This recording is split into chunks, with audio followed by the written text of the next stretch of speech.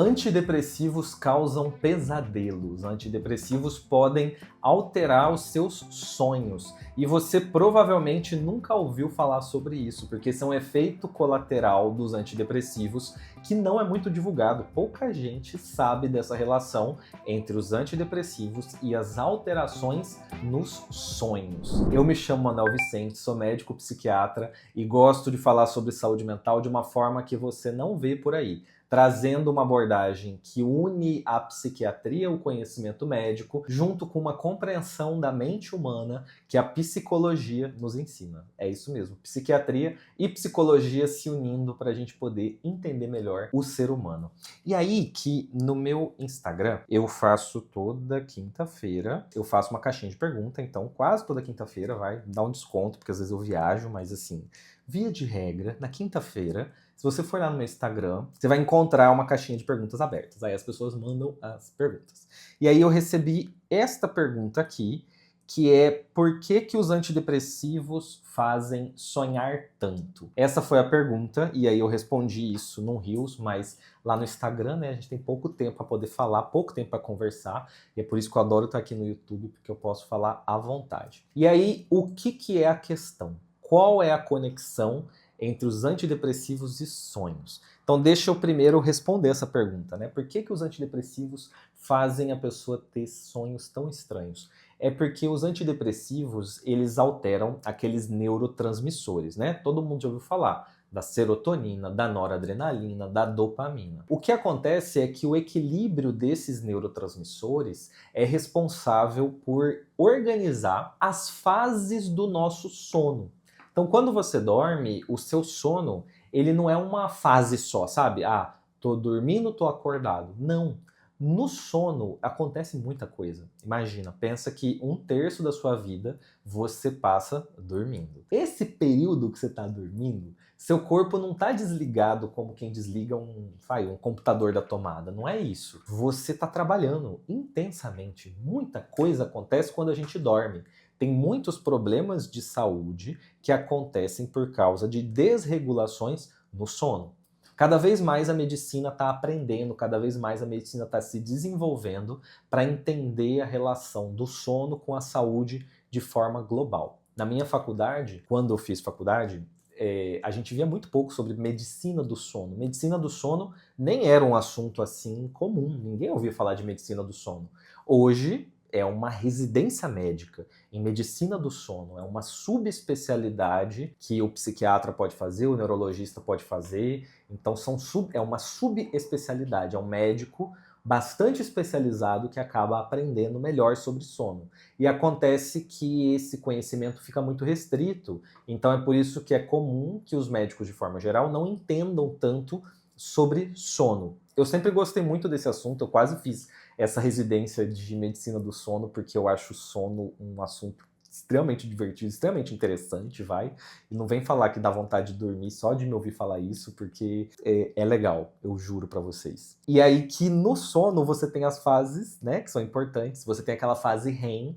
Fase REM é uma fase em que você tem movimentos dos olhos, o olho fica mexendo, e acontece muito reprocessamento de memória, muita consolidação de aprendizado, muita coisa acontece no sono REM. Depois você tem o sono não REM. O sono não REM tem mais fases, tem sono fase 1, fase 2, fase 3. Você tem fases diferentes que, para você conseguir mapear de verdade todas as fases do seu sono, entender como que está a proporção de sono REM para sono não REM, você precisa fazer uma polissonografia, que é um exame específico para avaliar o sono. Enfim, por que eu disse tudo isso? Porque é importante entender como que o sono ele precisa de um equilíbrio delicado do funcionamento do nosso organismo, do funcionamento do nosso cérebro para acontecer. Então o sono ele tem fases.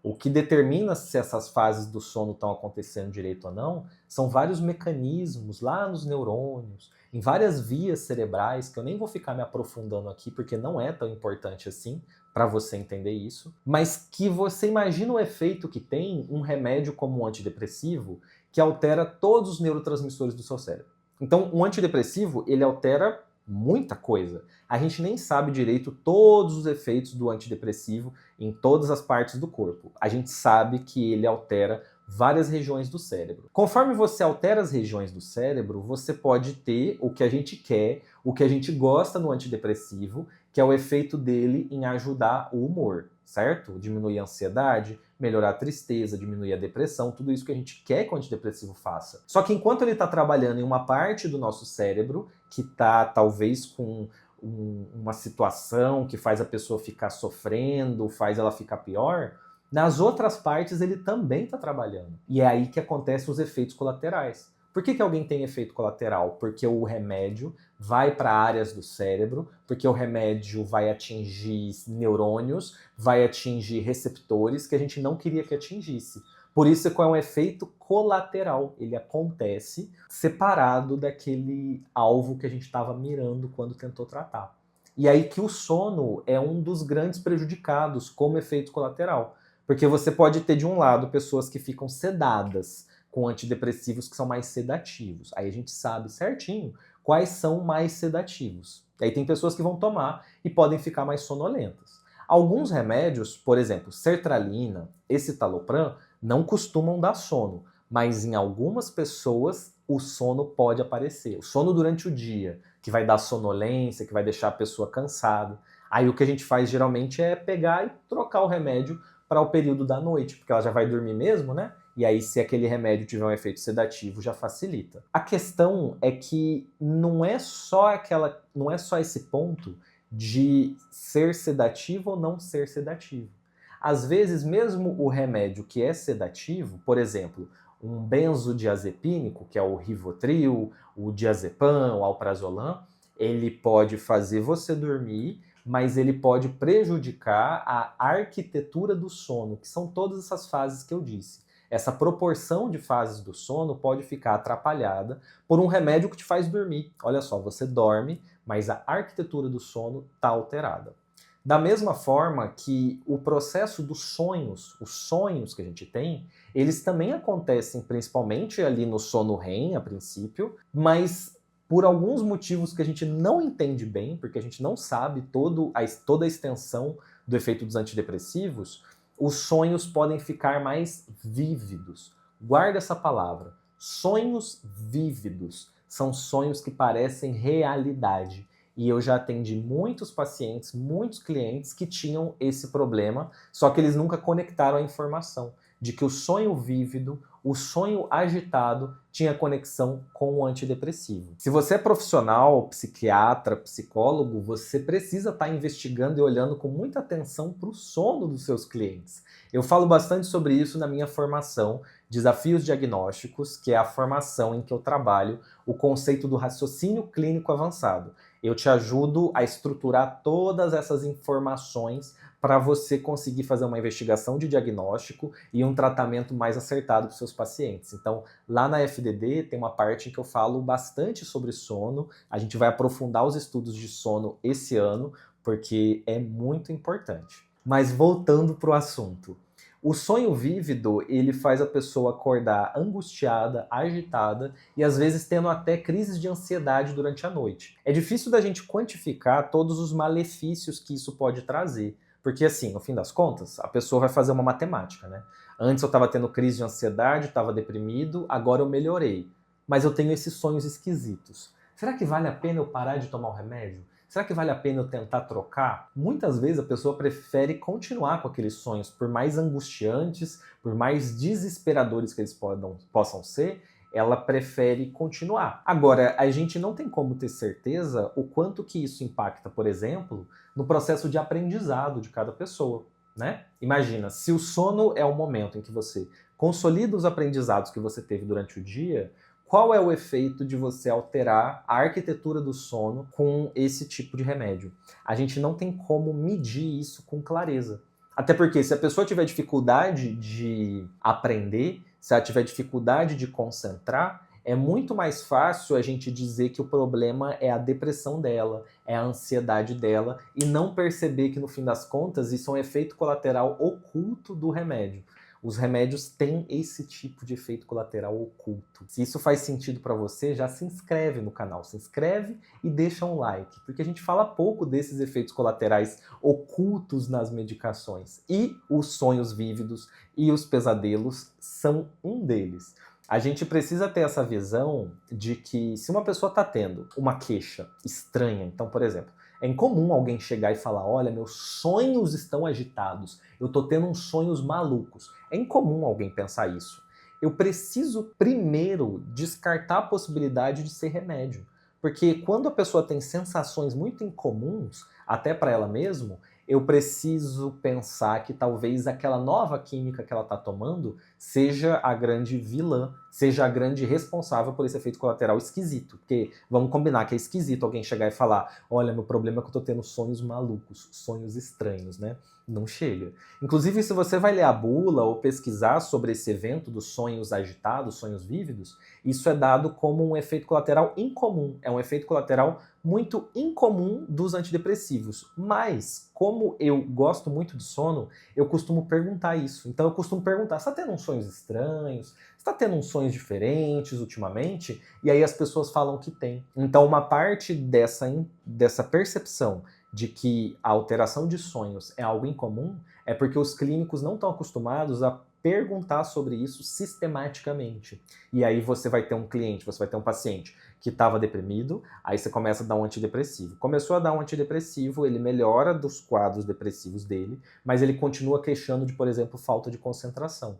Aí se você não olhar o sono, aí você vai olhar quantas horas a pessoa dorme. Ah, dorme de tal hora, beleza, né? Mas se você não olhar a qualidade do sono, você pode perder uma informação importante. Nas polissonografias dá de ver a proporção de sono REM, sono não REM, as fases e tudo mais, só que no fim das contas, numa entrevista clínica, no consultório mesmo, você consegue pegar muita informação. Tem um outro efeito colateral que também acontece nos sonhos, relativo a antidepressivos, que é a pessoa esquecer dos sonhos. Então isso é bem documentado e provavelmente é o efeito colateral mais comum.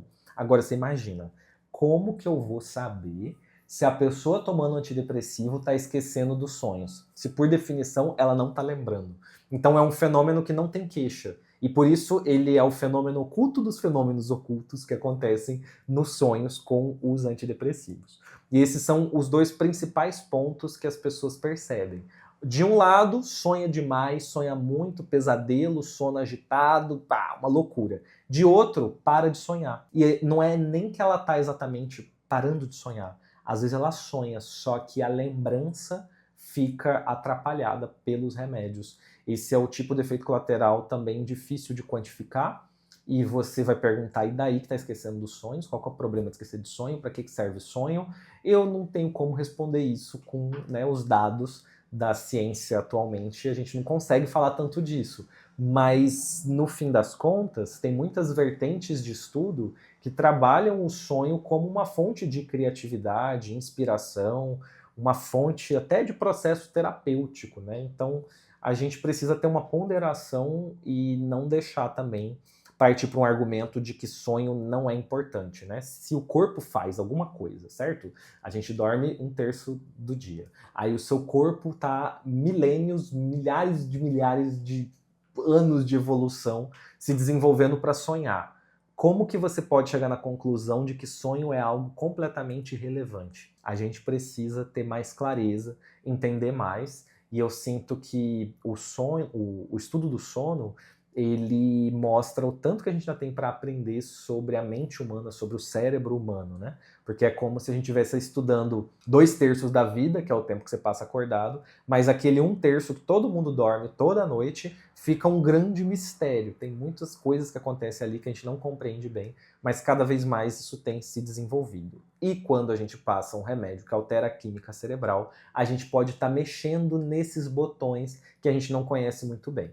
Não é para ter medo de prescrever antidepressivo, não precisa ter medo de tomar antidepressivo. São remédios importantes que salvam a vida das pessoas, porém, a gente precisa tratar eles com a seriedade que eles merecem. Então, o remédio não é balinha. Remédio você não vai ficar tomando só porque você tá com uma vontadezinha de comer um doce, aí você fica tomando antidepressivo. Aí você tá com uma, ai, tô preocupado com as coisas, vai lá e toma um antidepressivo. Se você fizer isso, você tá mexendo no seu cérebro de formas que você não tem como saber. Porque me responde aqui se você já tinha ouvido falar sobre isso, sobre as alterações nos sonhos a partir dos antidepressivos. Responde aqui, porque a maioria das pessoas não tinha, e quando respondi isso no Instagram, foi muito legal, porque aí veio um monte de relato de gente dizendo sempre a mesma coisa.